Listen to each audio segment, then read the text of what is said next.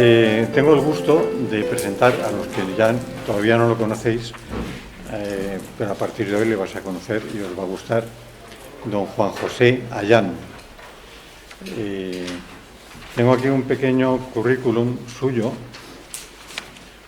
que son 4 páginas, y no voy a leeros las 4 páginas del currículum, pero sí deciros, voy a leerlo de otras maneras, lo que el principio es académico,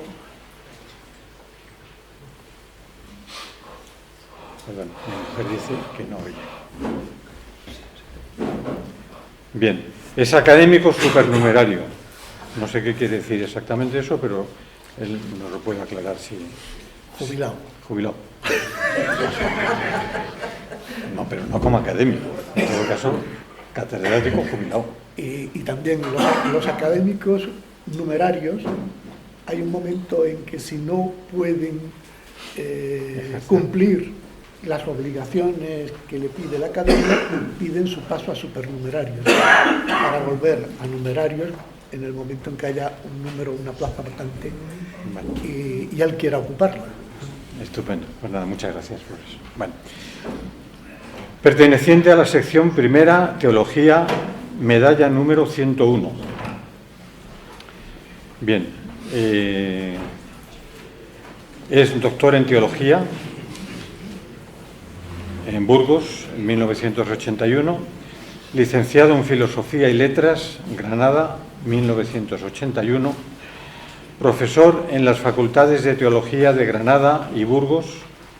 Catedrático de Patrología y director del Bienio de Especialización en Teología Patrística en la Universidad Eclesiástica San Dámaso de Madrid. Ha sido director del Instituto Diocesano de Filología Clásica y Oriental San Justino y pertenece al Consejo Científico de diversas colecciones y revistas científicas. Bien, aquí a continuación hay el detalle de una relación de 41 artículos o trabajos en obras de colaboración. Entonces, yo creo que no soy capaz de seleccionar las más importantes o más significativas, pero aquí tengo el detalle de todas ellas. Así que un hombre prolífico y un hombre realmente enamorado de su profesión, hasta el punto que transmite eso, lo transmite y espero que hoy también salgamos todos, como otras veces que le he oído, enamorados de lo que dice y de él que lo dice. Entonces, don Juan José, su auditorio. Gracias por la presentación.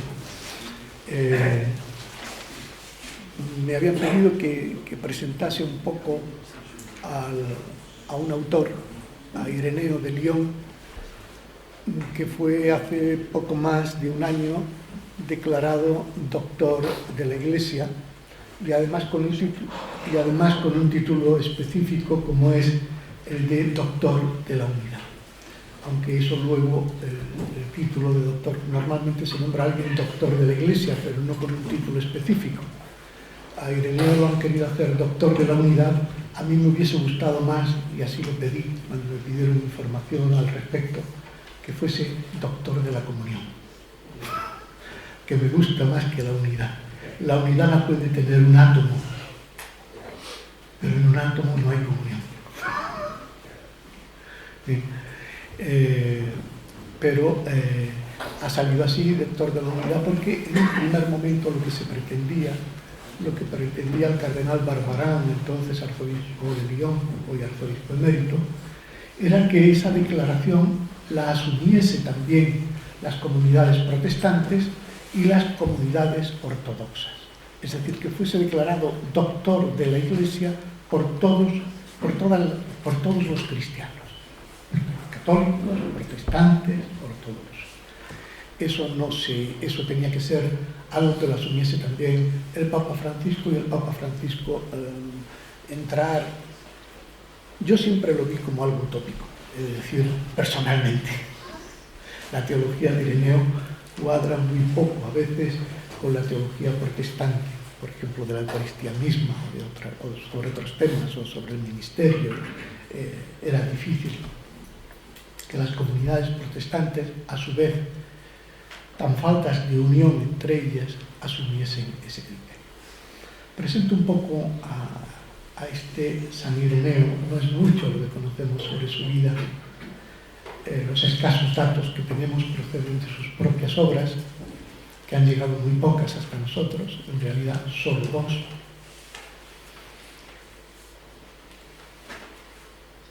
O bien las noticias vienen a través de Eusebio de Cesarea, que también nos ha transmitido trozos de sus obras perdidas. Alguno de ellos lo leeremos. Sobre su familia nada sabemos.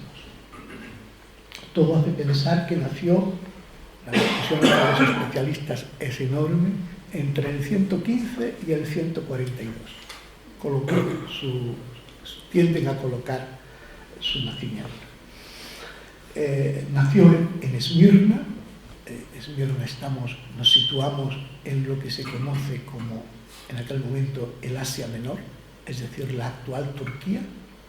Esmirna la tenemos situada entre Pérgamo y Éfeso, en la costa del mar Egeo. Era una gran ciudad en aquel momento, una ciudad muy importante, de unos 100.000 habitantes, muy favorecida, por ejemplo, por el emperador Adriano, donde en el siglo II, en la época que vive Ireneo, allí se dan cita grandes intelectuales como Teón de Esmirna, filósofo, Polemón de la Odisea, el médico Galeno de Pérgamo.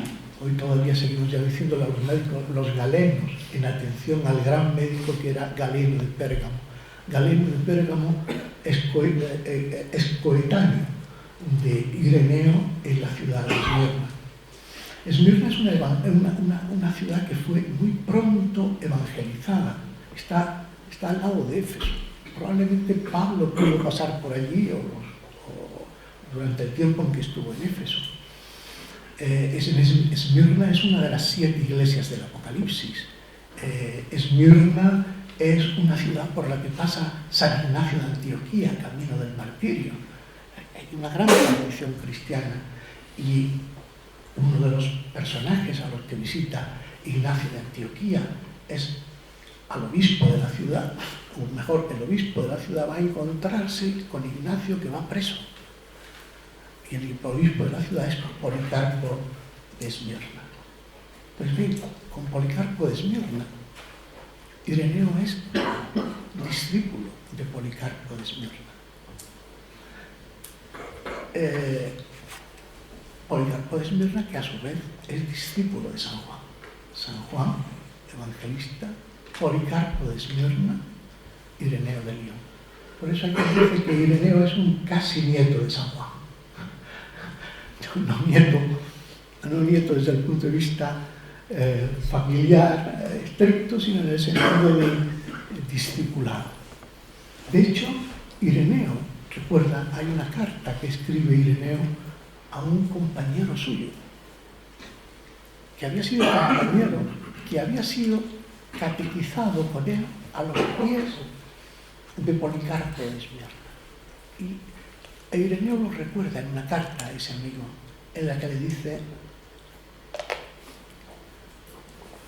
siendo yo niño todavía, te vi en casa de Policarpo, en el Asia inferior, cuando tenías una brillante actuación en el Palacio Imperial. Y es que yo me acuerdo más de los hechos de entonces que de los recientes. Lo que se aprende de niños, escribe Ireneo, va creciendo con el alma y se va haciendo uno con ella. Tanto que puedo decir incluso el sitio en que el bienaventurado Policarpo dialogaba sentado, así como sus salidas y sus entradas, la índole de su vida, el aspecto de su cuerpo, los discursos que hacía al pueblo, cómo describía sus relaciones con San Juan y con los demás que habían visto al Señor, y cómo recordaba las palabras de unos y de otros, y qué era lo que había escuchado de ellos acerca del Señor, de sus milagros, de su enseñanza. Policarpo no es solo el que ha leído los evangelios, sino el que ha leído a los que fueron testigos, no ha leído, ha escuchado a los que fueron testigos de lo que fue escrito en los evangelios. Y cómo Policarpo, después de haberlo recibido de estos testigos oculares de la vida del Verbo, todo lo relataba en consonancia con las Escrituras. Y estas cosas, dice Ireneo en la carta, por la misericordia que Dios tuvo para conmigo, también yo las escuchaba diligentemente y las anotaba, pero no en papel, sino en mi corazón, y por la gracia de Dios siempre las estoy rumiando fielmente. Por lo tanto, el joven Ireneo se educó a los pies de Policarpo, el discípulo de Juan. No sabemos mucho de su vida, sospechamos que estuvo en Roma, lo sospechamos, que pasó por Roma. Era muy frecuente, conocemos como muchos de esos intelectuales de Esmirna acababan pasando por Roma. Ireneo, lo sospechamos. Probablemente en Roma él tiene muy buen conocimiento de lo que pasa en la iglesia de Roma. Es posible que estuviera, es posible que conociera allí a otro autor importantísimo para él, San Justino, el primer maestro cristiano. El primer maestro cristiano. Justino es el que funda la primera escuela cristiana. Él es un filósofo, él es un pagano, filósofo que se convierte al cristianismo, se viste la toga de filósofo, de maestro, y recorre el imperio enseñando la verdadera filosofía que es Cristo. Y acaba fundando una escuela en Roma. Probablemente Ireneo tiene contactos con él en Roma y con la iglesia de Roma. Pero no tenemos noticias de él ya hasta el año 177, en Lyon. Lo vamos a encontrar como desde Esmirna ha acabado yendo a Lyon. No sabemos cómo, no sabemos por qué. Sabemos que las inscripciones que hay en Lyon delatan una fuerte presencia de cristianos procedentes del Asia Menor. De hecho, los llamados mártires de Lyon, muchos de ellos tienen nombres griegos, pero viven en Lyon. Probablemente hay una fuerte comunidad de cristianos en Lyon. Otra ciudad importante en aquel momento, la capital de las Tres Galias, un importante puerto fluvial que está uniendo el Mediterráneo de alguna manera, a veces con el centro de Europa. En el año 177, los cristianos de Lyon sufren una terrible persecución. El martirio, conocemos el martirio de entre 40 y 50 de esos cristianos de Lyon, de diversas procedencias geográficas, de extracciones sociales muy diferentes. Hay señores, hay esclavos, hay un médico, está el obispo de la ciudad, está un diácono. Y ese martirio, ese suceso del año 177 es recordado por Eusebio de Cesarea. Entre los mártires, entre los que van a morir en esa persecución, está el obispo de la ciudad, el obispo Potino, que ya contaba con 90 años. Esos mártires que están confesores en ese momento, porque todavía no habían muerto, empiezan a escribir cartas a distintas iglesias, y una de ellas la envían a Roma, se la envían al Papa Eleuterio y hacen que Ireneo la lleve en mano, que lleve en mano esa carta. Y ahí en esa carta aparece una bellísima recomendación ante el obispo de Roma, Eleuterio, una recomendación del personaje Ireneo de Lyon. En esa carta, los mártires de Lyon escriben lo siguiente: de nuevo y siempre rogamos que goces de salud en Dios, Padre Eleuterio. Hemos impulsado a nuestro hermano y compañero Ireneo para que te lleve esta carta y te rogamos que le tengas por recomendado, celador, como es del testamento de Cristo.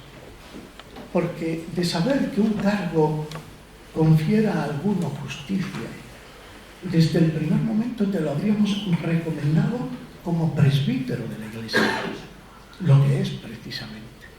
Qué bonita presentación de la comunidad de León. Te lo recomendamos porque es celador, porque guarda con celo el testamento de Cristo. Si supiéramos que un cargo como el de presbítero da de por sí la justicia, te lo habríamos recomendado como presbítero. Pero no, te lo recomendamos, es presbítero, pero te lo recomendamos sobre todo porque, siendo presbítero, guarda con celo el testamento de Cristo. Potino, el obispo de Lyon, muere y es elegido en sucesión para sucederle Ireneo de Lyon. Y de nuevo, después de estos hechos, el silencio sobre la vida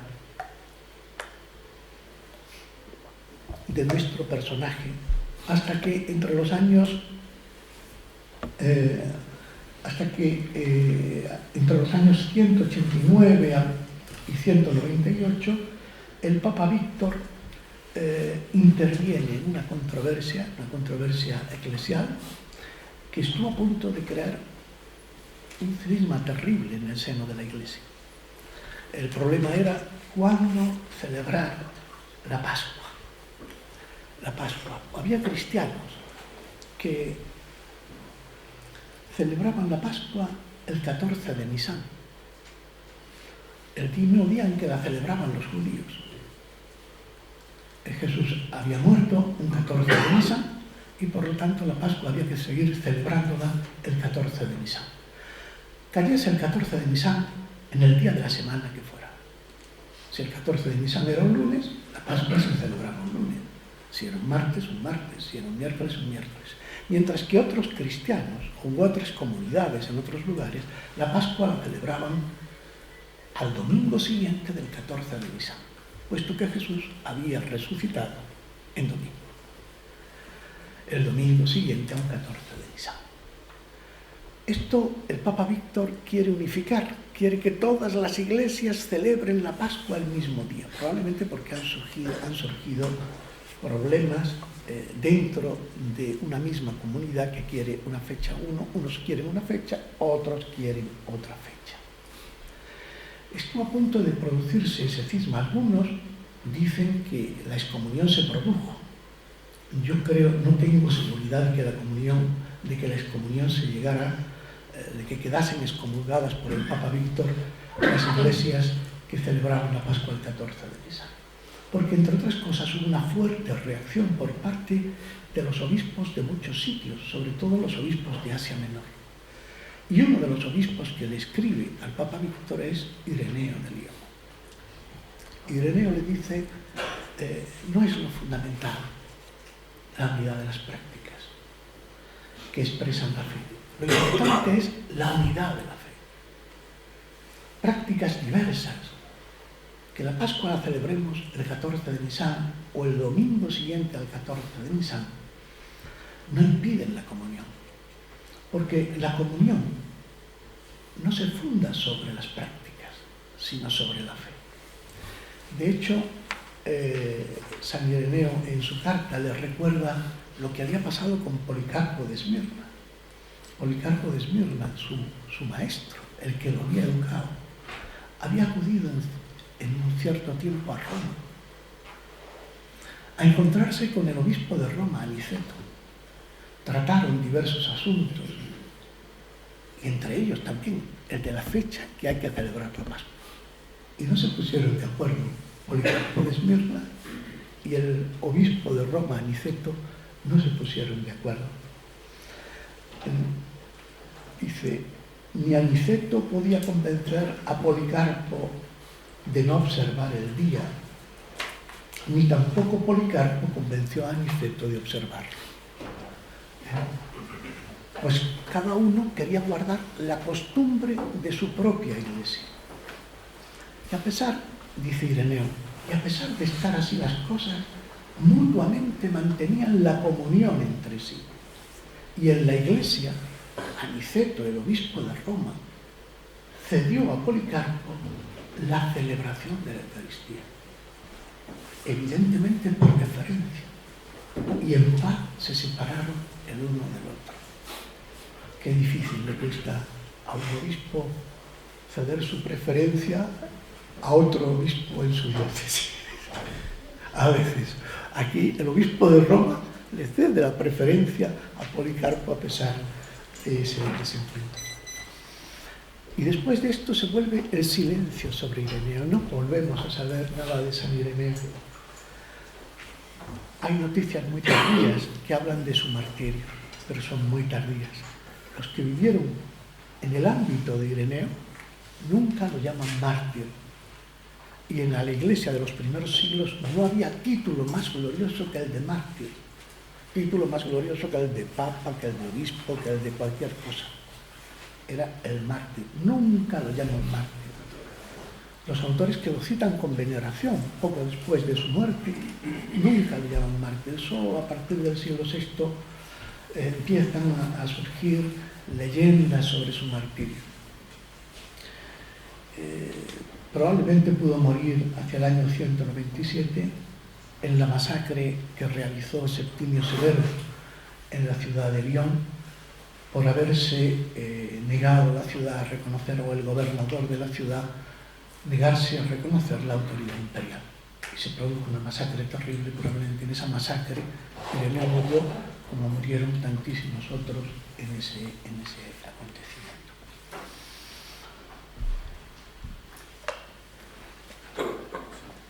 Ireneo escribió bastante, pero solo ha llegado hasta nosotros, vuelvo a decir, dos obras.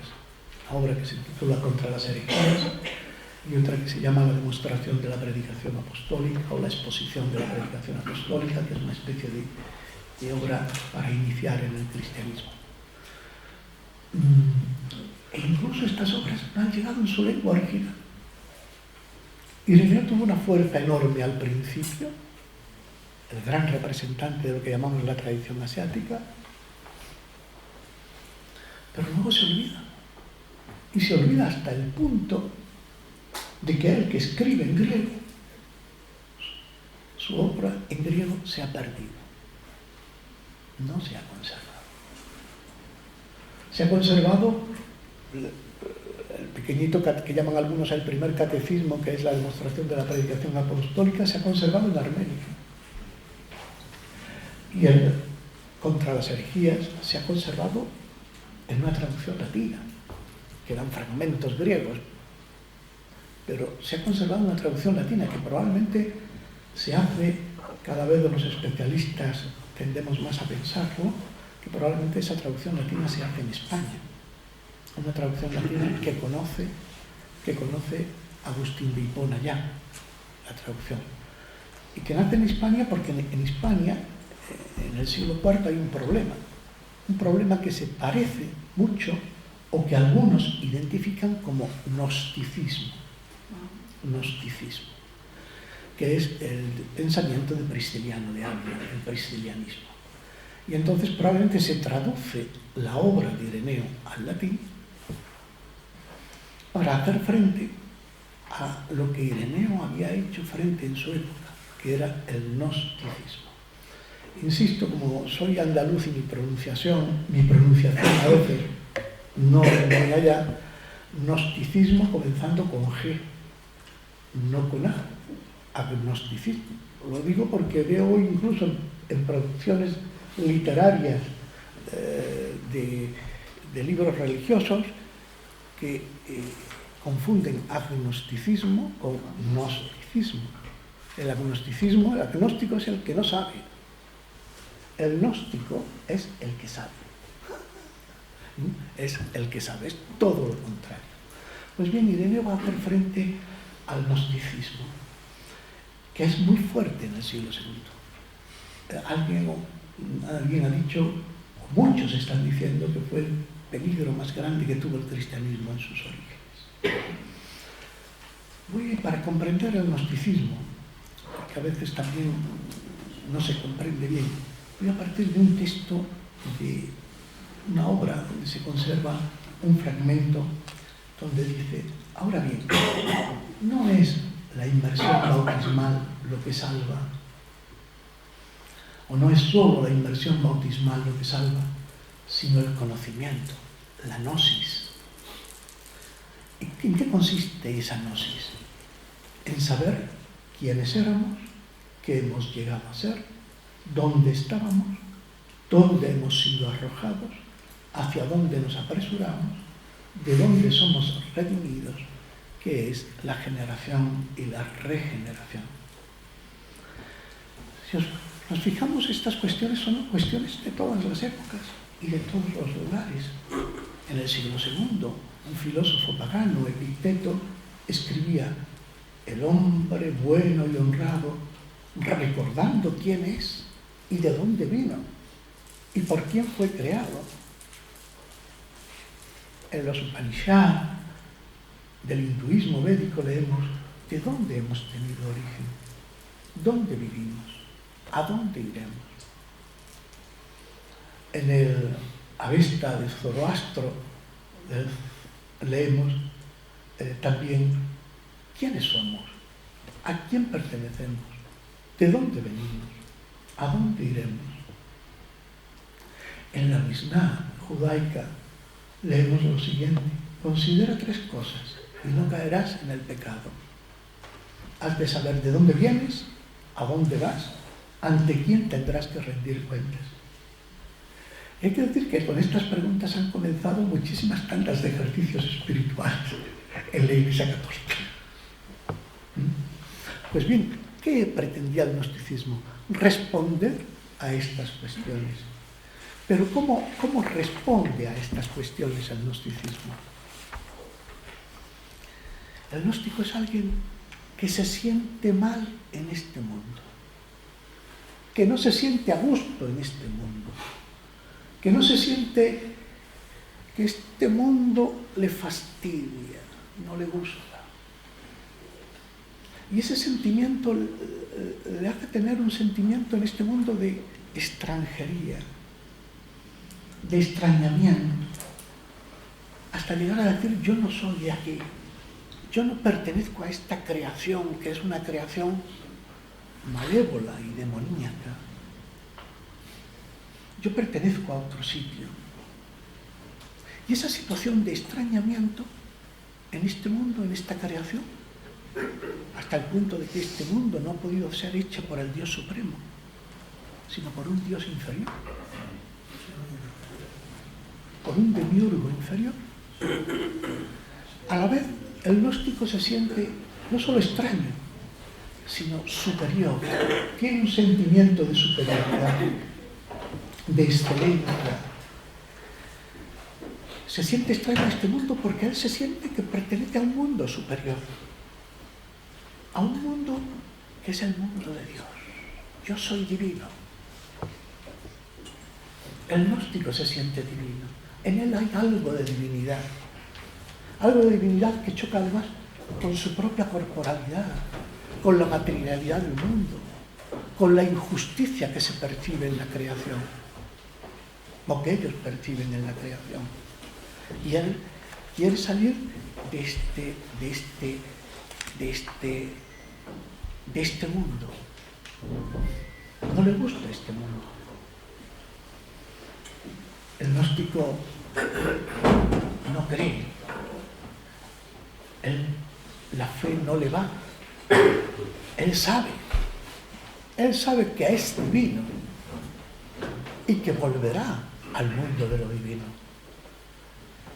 Perdone un segundo, que es muy interesante, pero se oye un poco. Bueno. ¿Qué? Estaba haciendo señas, usted no miraba. Ay, perdón.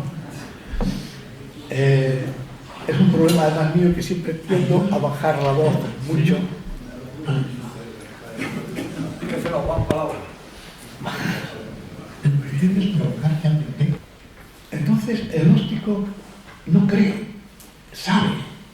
Es alguien que sabe, uno tiene por qué creer. Y en el momento en que ha tomado conciencia de lo que es, a eso él lo llama resurrección. ¿Por qué uno quiere resucitar con cuerpo? El cuerpo es algo despreciable. Lo material es despreciable. Él es del mundo del espíritu.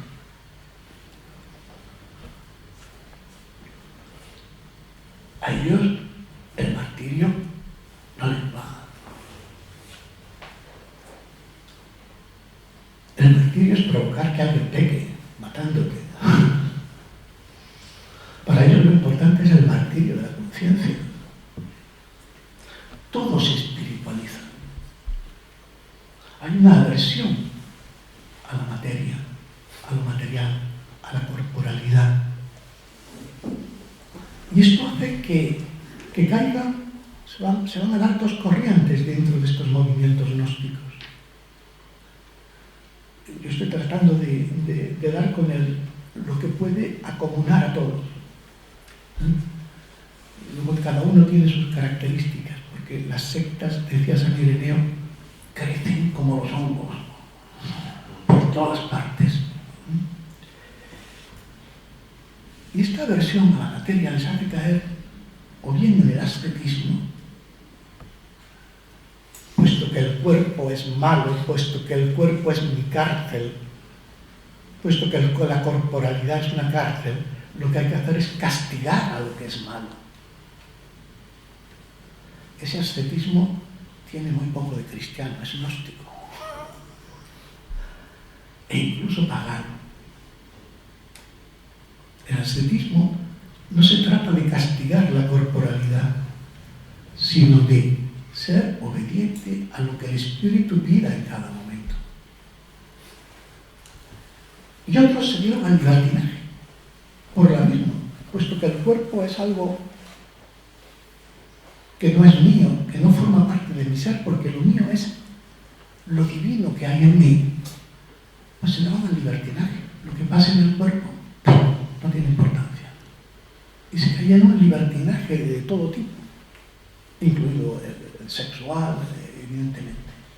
Incluso haciéndolo en algunas sectas, formando parte de sus rituales y de sus formas. Y en esto coincidían con el paganismo, en cierta manera. Hay una obra, el Corpus Hermeticum, es una obra filosófica, donde de una espiritualidad enorme, tan enorme que hay un desprecio por la materia. Leo lo que dicen del cuerpo. Es preciso que desgarres la túnica que te reviste, ese tejido de ignorancia, ese sostén de la maldad, esos hilos de la perdición, esa tenebrosa prisión, la muerte viviente, el cadáver sensible, el sepulcro que te circunda, el ladrón que habita en ti. Todo eso es el cuerpo. El ladrón que habita en ti, el sepulcro que te circunda, la muerte viviente, el cadáver sensible, el tejido de ignorancia, el sostén de la maldad.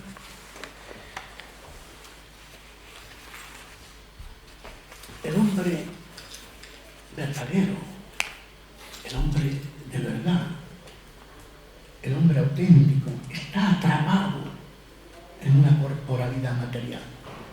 Pero el hombre verdadero se siente ajeno a esta corporalidad, porque el cuerpo es un accidente que no forma parte del hombre verdadero. Y esto se iba a introducir. Tenemos que tener en cuenta que esto iba acompañado, por otro lado iba acompañado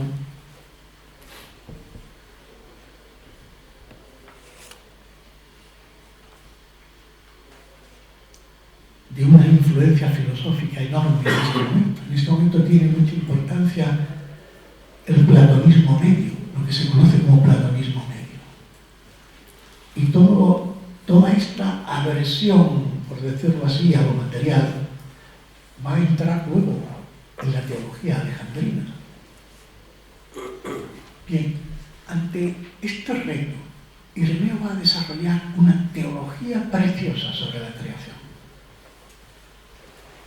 Sobre la creación como obra de Dios.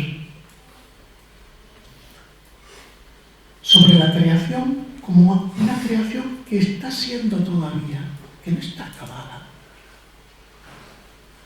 Dios sigue, Dios nos está creando continuamente. Y nos están creando las manos de Dios, que son el Hijo y el Espíritu Santo, que están llevando adelante la creación. Y naturalmente, para la teología, para la filosofía de la época, la teología que desarrolla Ireneo sobre, por ejemplo, la corporalidad como imagen de Dios. Cuando luego un autor como Tertuliano en el norte de África, siguiendo la pauta de la teología de Ireneo, escribe que las manos de Dios cuando amasaban el barro, la forma que estaban teniendo era el futuro Cristo que se iba a encarnar. La teología de Ireneo diciendo: la creación no fue hecha sin pensar en Cristo. Desde el primer momento estaba destinada a Cristo. Esa teología iba a poner en alza a la creación misma, a la corporalidad del hombre. Y con ello iba a estar muy ligada la teología que Ireneo desarrollará sobre la creación, sobre la Eucaristía. Ireneo tiene una preciosa teología eucarística. He traído, yo daré ahora algunos retazos, traigo un libro fruto de una tesis doctoral que yo dirigí a un sacerdote catalán, Joaquín Blas Pastor. La tesis se titula Gustando a Dios. Es un libro sobre la Eucaristía, el Ireneo, Gustando a Dios. Está prologado por a mí siempre me tiende a salir el padre Luis Ladaria, el cardenal Luis Ladaria, prefecto de la Congregación para la Doctrina de la Fe, ¿no? Gustando a Dios. Es una tesis preciosa sobre la Eucaristía. Si quieren disfrutar, está muy bien escrita, porque es fruto de una tesis. Se puede leer con gusto, se puede rezar con ella, perfectamente. Bien, vamos a ver cómo Ireneo liga Eucaristía y creación. Y ve en la Eucaristía lo que no veían los gnósticos a propósito de la creación. En la Eucaristía, dice Ireneo, el hombre se acerca a la mesa del altar y presenta al Creador aquello que el Creador previamente le ha dado. Y le presenta eso no porque Dios esté necesitado de esas cosas, sino que se lo presenta a Dios como acción de gracias, como Eucaristía. Eso que significa acción de gracias, por lo que el Creador ha otorgado al hombre. Un hombre, Dios no tiene necesidad de nada, el que tiene necesidad siempre es el hombre. El hombre es el que está necesitado de Dios. Dios no necesita de los ofrecimientos de la criatura, pero la criatura, por ser criatura, para Ireneo, tiene entrañas de oblación, de ofrecimiento, de acción de gracias, de Eucaristía, porque todo lo recibe la criatura de Él, el Creador. Y la criatura desagradecida es una criatura sin entrañas de acción de gracias, sin entrañas de Eucaristía.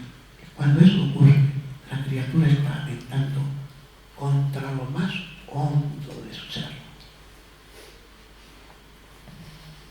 El hombre debiera ofrecerle a Dios todo lo que ha recibido de Él. Pero como en la mesa del altar no podemos poner todo lo que hemos recibido, ponemos al menos las primicias de la creación, el pan y el vino. Pero internamente hay que ponerlo todo lo que somos, todo lo que hemos recibido.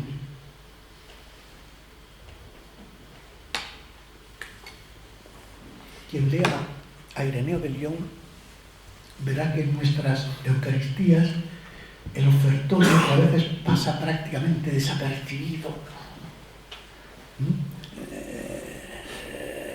Casi no nos damos cuenta. Ireneo dice que Ireneo le da una fuerza enorme. Porque es la criatura que pone todo en las manos de Dios. Si el hombre no quiere permanecer desagradecido, si el hombre no quiere ser estéril, ha de poner en manos del Creador lo que recibió de él.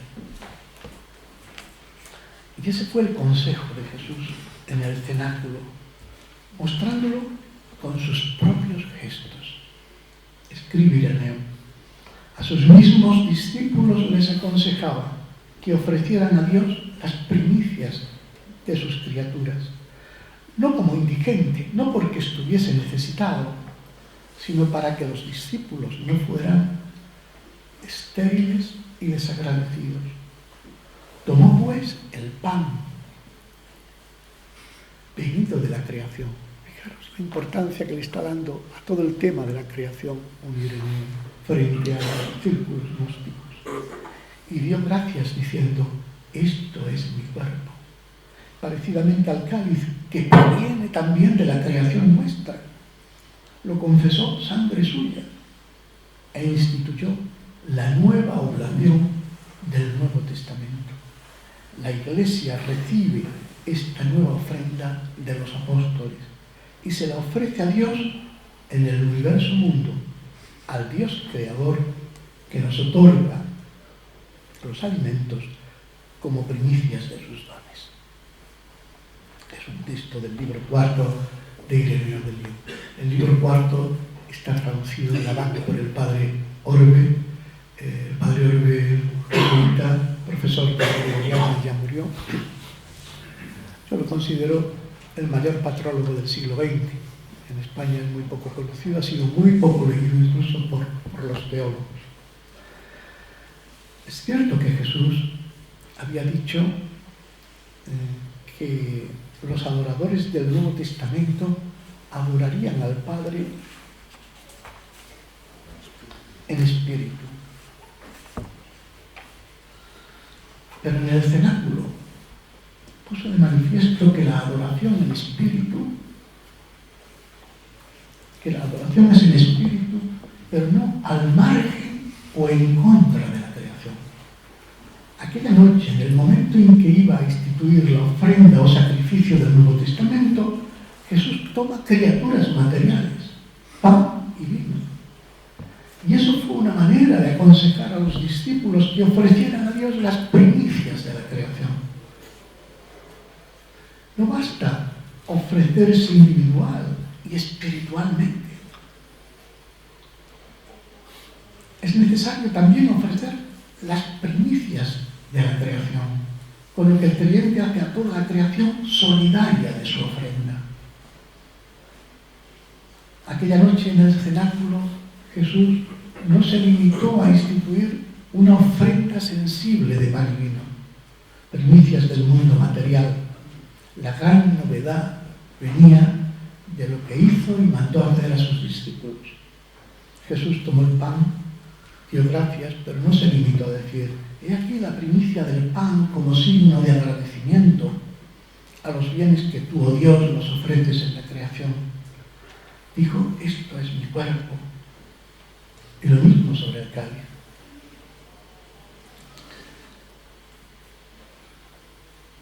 Y de esta manera, el poder de la palabra de Jesús hacen del pan y del vino cuerpo y sangre de Cristo. El pan, dice tierra, en recibiendo la invocación de Dios, la epíclesis ya no es pan común, sino Eucaristía, cuerpo y sangre de Cristo. Y aquí tenemos, que podríamos llamar la doble trayectoria de la Eucaristía. El hombre con actitud eucarística presenta el pan y el vino venidos de la tierra, la invocación de Dios procedente del cielo da lugar al cuerpo y a la sangre de Cristo, a una Eucaristía, a una acción de gracias calificadísima. Quienes habían comenzado dando gracias por las primicias de la creación, acaban dando gracias por el cuerpo y la sangre de Cristo. Y esto es lo propio de la oblación del Nuevo Testamento que la Iglesia ha recibido de los apóstoles. La Iglesia no entona solamente una acción de gracias por la creación, sino por la humanidad de Cristo, por su carne y por su sangre. Esa carne y esa sangre de Jesús en la que la creación ha llegado a plenitud. La humanidad de Cristo. En la humanidad de Cristo, la creación ha comenzado a tener su plenitud.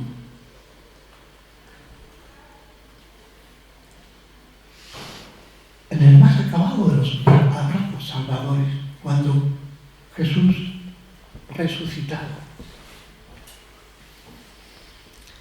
El manjar de la Eucaristía es llamado pan de inmortalidad, porque ya desde ahora va nutriendo al hombre para la salvación definitiva, cuando tenga lugar la resurrección.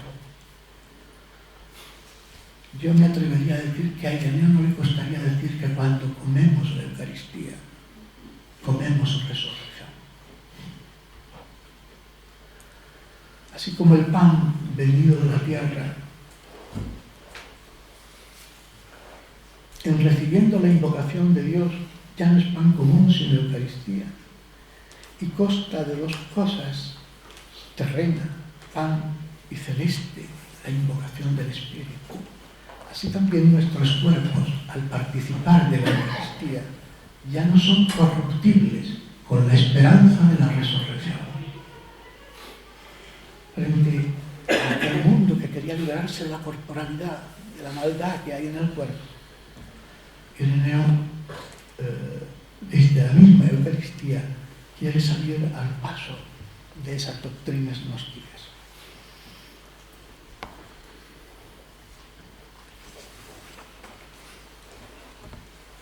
Pero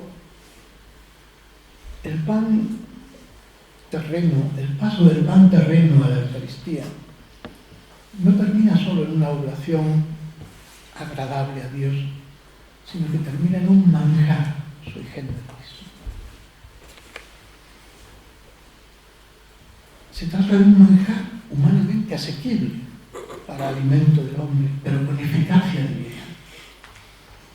Por venir de la tierra puede nutrir al hombre terreno, y por venir del cielo, de Dios, puede nutrir de Dios al hombre.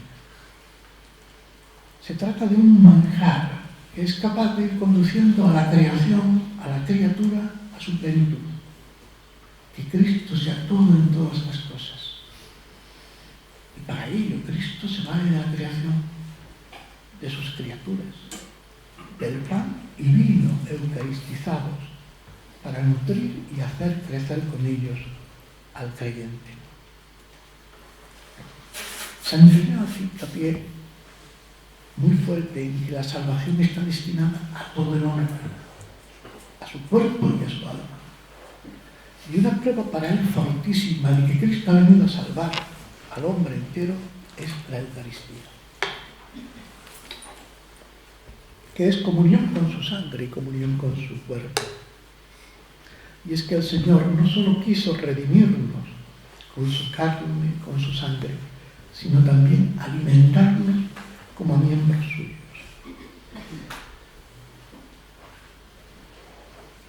Porque Él quiere hacer a toda la Iglesia a imagen de su humanidad gloriosa, partícipe de su vida de su vida eterna, de su incorruptibilidad.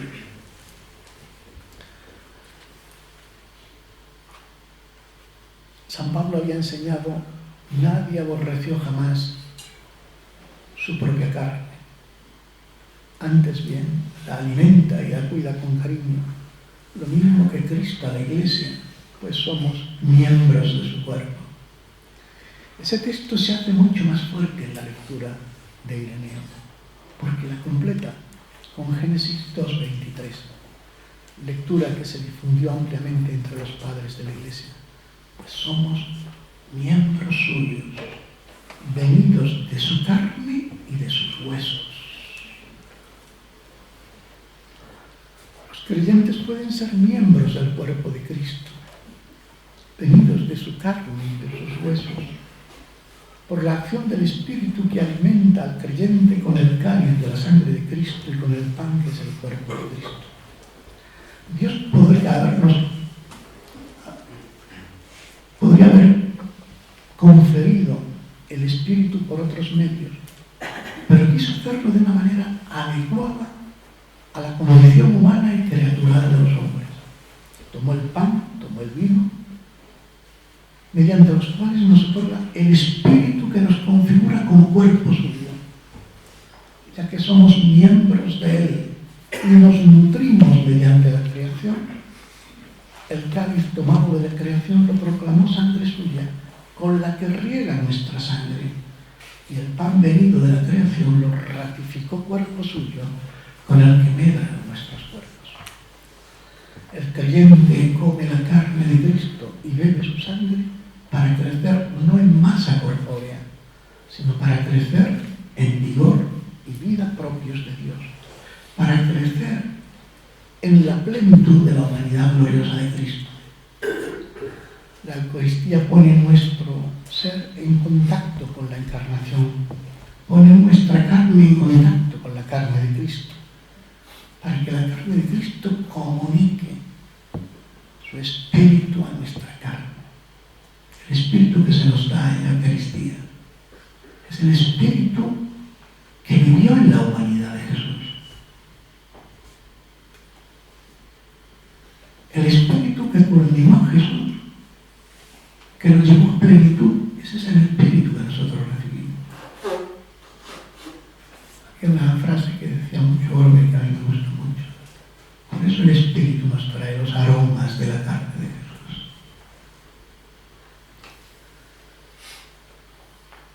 Nos trae el buen olor de Cristo.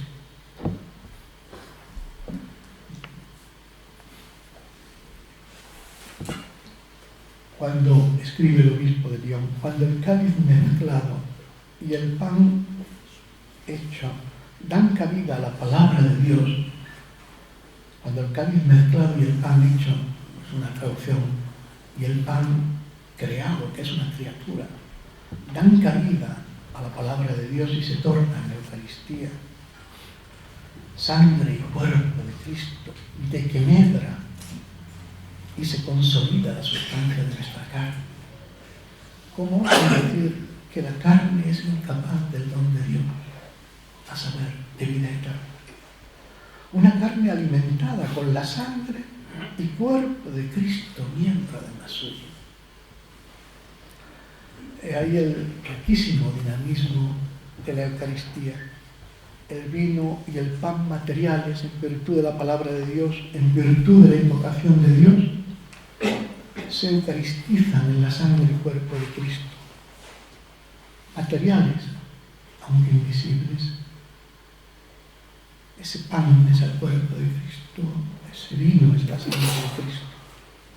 Y la sangre y cuerpo de Cristo hacen crecer y dan consistencia a nuestra carne, a nuestra realidad humana en el Espíritu de Cristo.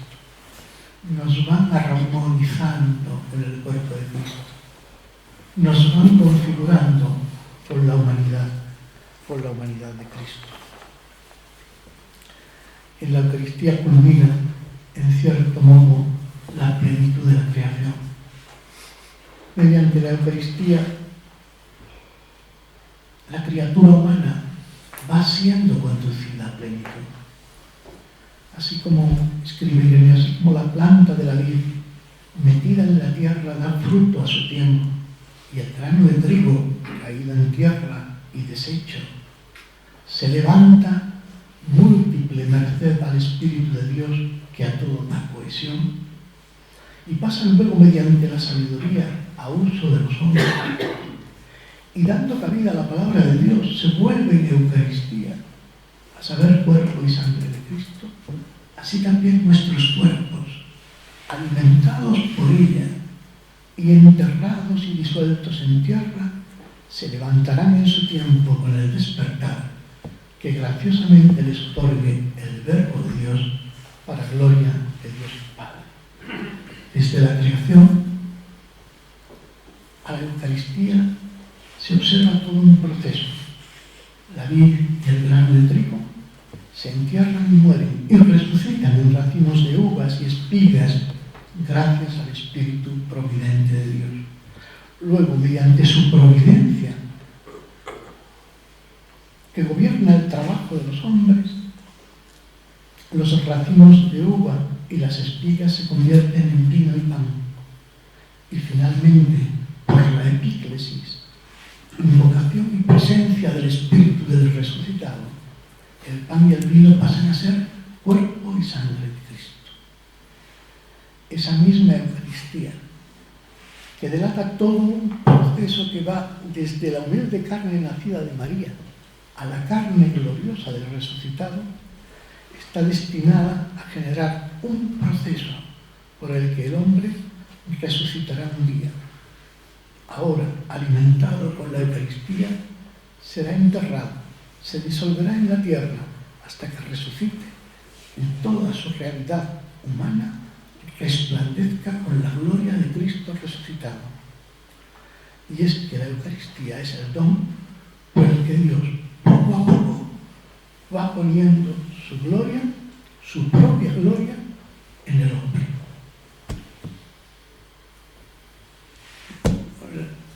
Nada más. Bueno.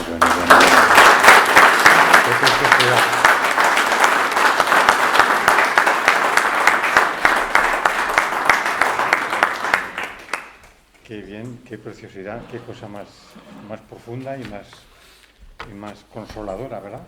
Es decir, cómo participamos en el plan de Dios, ¿eh? Hasta qué punto todo el proceso desde la creación hasta la Eucaristía final. Es precioso. Sí, sí. Bueno. Yo siempre yo cuando recuerdo de esas meteduras de pata que hace uno cuando es joven, ¿no? Recuerdo cuando llegué a Madrid, el primer año a enseñar, allá por el año 1991. Y llego y empiezo, y claro, lo primero que preguntan los alumnos es: ¿y con qué libro estudio? Y yo digo, para estudiar a los padres de la Iglesia hay que leerlos a ellos. Si queréis aborrecer la patrología, estudiad un manual de patrología. La aborreceréis. Claro, metí la pata porque el profesor al que yo sustituía era lo que exigía de memoria. Y además era obispo. Con lo cual, el resbalón mío fue impresionante nada más en mi comienzo, ¿no? Y fue así. Entonces hay que leer a los padres, a los autores mismos, pero con cuidado también, ¿no? Hay que ir seleccionando. Por ejemplo, hace unos meses han salido el primer volumen de San Ireneo contra las herejías, que lo he hecho con un grupo de discípulos míos. El primer libro, un volumen de 950 páginas. Pero es un libro que yo siempre digo a los alumnos: no comencéis a leer a Ireneo por ahí, porque lo vais a aborrecer. Si empecéis por el libro primero, lo aborrecéis. ¿Por qué? Porque en el libro primero lo que hace es describir sucintamente las distintas sectas gnósticas de cada momento. El gnosticismo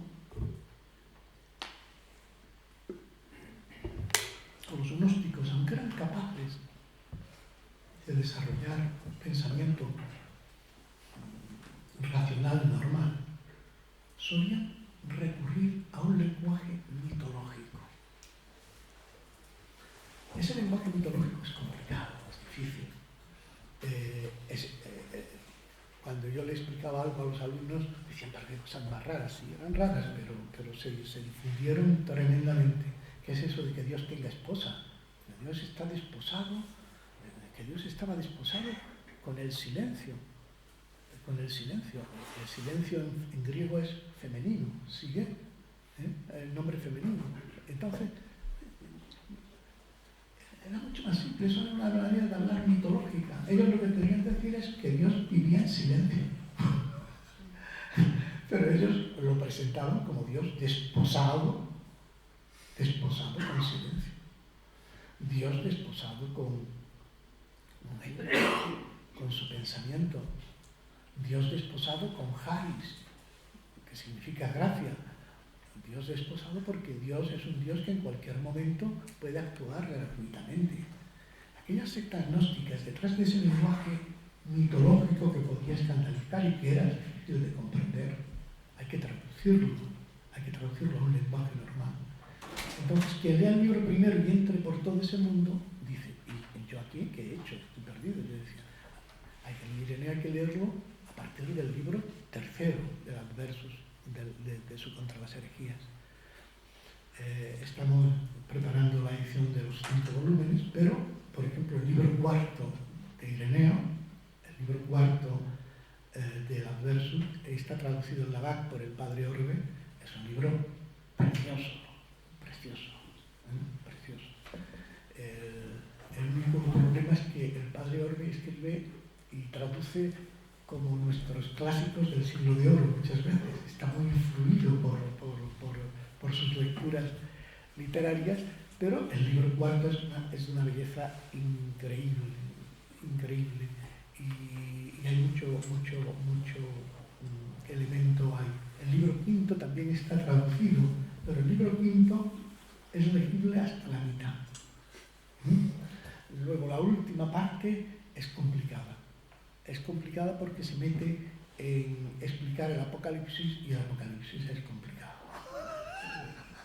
explicar.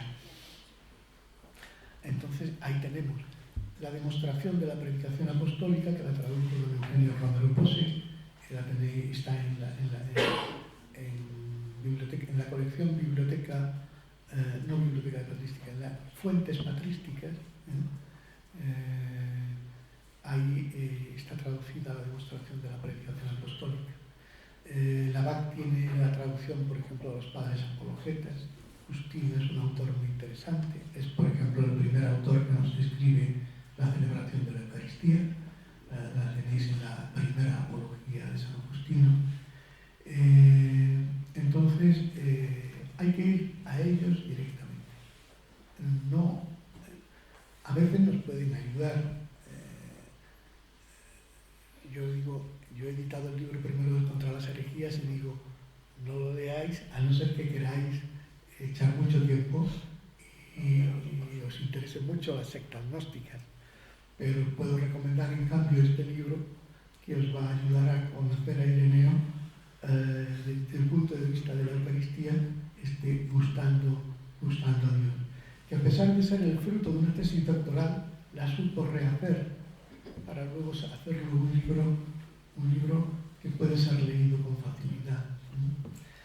Tampoco soy a veces muy amigo de las antologías de textos patrísticos, porque esas antologías a veces es alguien que las hace. Entonces leemos ahí un texto, pero está sacado de su contexto, está sacado del pensamiento general del autor, y con eso hay que tener un cierto cuidado. Decía quien fue al que yo he tenido siempre por el maestro original, don Eugenio Romero también lo fue mi maestro, fue mi director de tesis, era el padre Orbe, que estaba en el origen también de su dedicación a los padres, de la dedicación de don Eugenio Romero a los padres. Padre Orbe decía que los padres solo se entregan con hondura a quien a su vez se les entrega con hondura. No se trata de leer muchas cosas, sino de ir a obras fundamentales, y tenerlas al lado de la mesita de la noche, para ir, releerlas, orarlas. No hacen falta muchas, hace falta alguna que sea verdaderamente fundante, ¿no?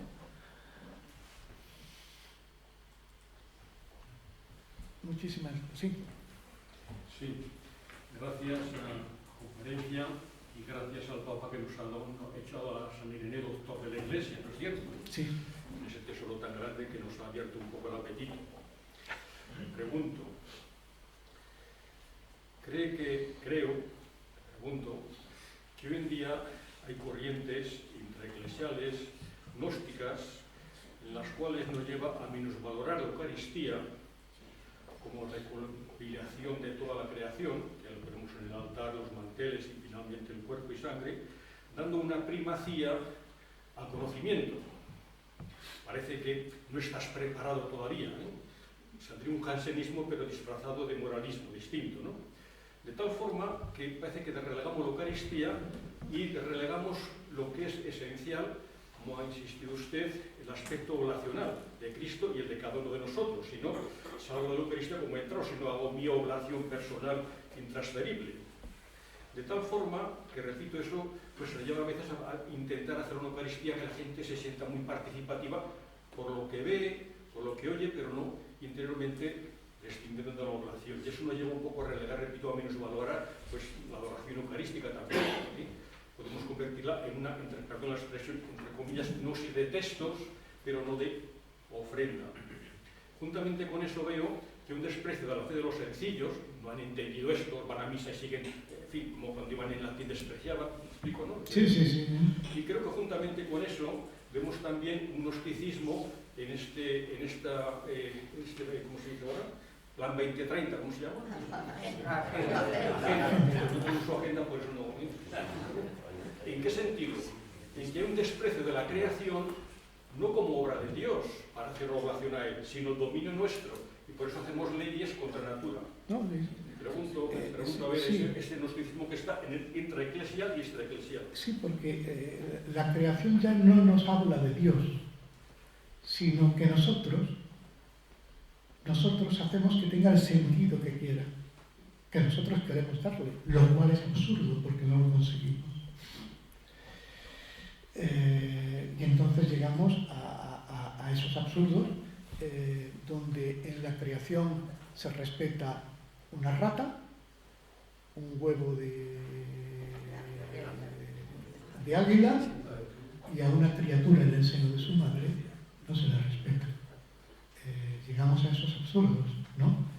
Y a los que acabaremos llegando. Yo creo que en la Eucaristía no se trata, a veces tengo la impresión, a mí, a otros puede ser que les guste, a mí no me gusta, cuando en la Eucaristía, voy a la Eucaristía y lo que quieren es tratar de entretenerme. Para entretenerme en muchas otras cosas. Yo voy a la Eucaristía para algo más serio. Y a veces también esas, que yo no creo que haya que estar pegado al texto, pero cuando a veces se sale uno del texto de las oraciones y de esto, y hacia la mitad de la oración uno ya no sabe dónde está el sujeto, dónde el verbo y dónde el predicado, dice uno, me he perdido. Es decir, hay que crear el clima en la Eucaristía de lo que se está haciendo. No es el sitio a donde voy a entretenerme, es el sitio en el que voy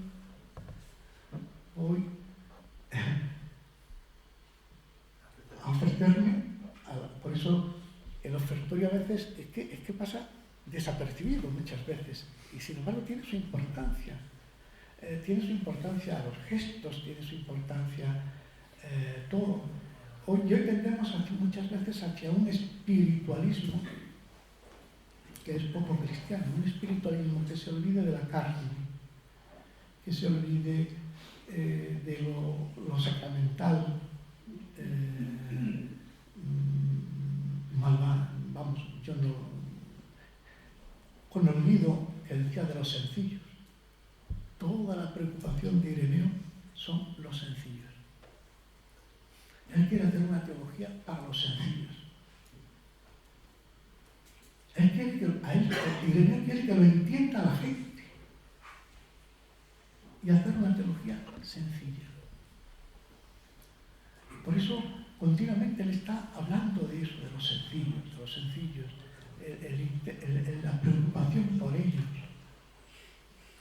Porque los sencillos, ante ese mundo tan espiritual con el que a veces se presentaban, aunque luego cayesen en cosas terribles, ese espiritualismo, ese lenguaje fuera de sí, etcétera, etcétera, pues nos atraía. Y Ireneo nos cuenta incluso casos concretos, ¿no? de un diácono que como había sido subyugado por estas sectas, por estos grupos. Y la Eucaristía, el tema de la oración, el tema de saber que la creación está llamada a esa plenitud que celebramos, que estamos celebrando en cada momento, que me estoy haciendo carne de su carne, hueso de sus huesos.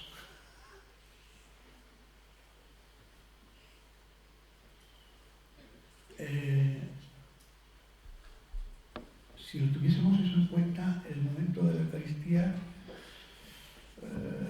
sería algo verdaderamente grandioso. Tiene que ser algo grandioso, tiene que ser vivido de esa manera.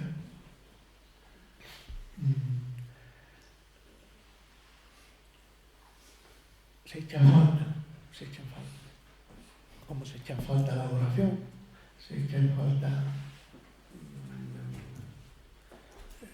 el respeto hacia la Eucaristía, ¿no? El sagrario no es un cuadro que hay allí por el que uno pasa de cualquier manera, ¿no? Hemos ido perdiendo muchos elementos, Yo prefiero aquella inclinación. Yo recuerdo que tenía una amiga en Granada, tengo una amiga que una vez estaba cocinando y estaba muy nerviosa, no sé qué, iba de un sitio para otro y de pronto pasa por la olla express y hace la genuflexión. Porque y luego nos lo contaba y decíamos, bueno, pero hay ahí un algo, eso está hablando de algo, de una cierta importancia de esos gestos que hoy no los vemos muchas veces, no los vemos. Y con ello no quiero hacer, a veces la genuflexión puede ser algo que lo haga uno, como ella cuando pasó por la olla express, ¿no? Pero prefiero pasar haciendo la genuflexión delante del sagrario, como ella cuando pasó por la olla express, a pasar como si allí no hubiese nadie. Perdón, es que yo creo que ahora lo que pasa es que la gente ha perdido el sentido de... Un poco más fuerte. Que la gente ahora ha perdido el sentido de que Cristo está ahí y es como una figura, no es una realidad. Entonces por eso no saluda ni nada, porque no... Vamos, que nos estamos protestantizando, o sea, que estamos perdiendo la creencia en que ahí está. Bueno, por ahora todavía tenemos el sagrario, que ya es algo. Una cosa que a veces sorprende mucho, esas iglesias en las que no hay sagrario, no hay Eucaristía, a mí me da la impresión siempre de iglesias vacías. Falta quien tiene que estar. Muy bien. Son casi media. Sí, pues sí, tengo justo para... Gracias por la conferencia, gracias de todos nosotros.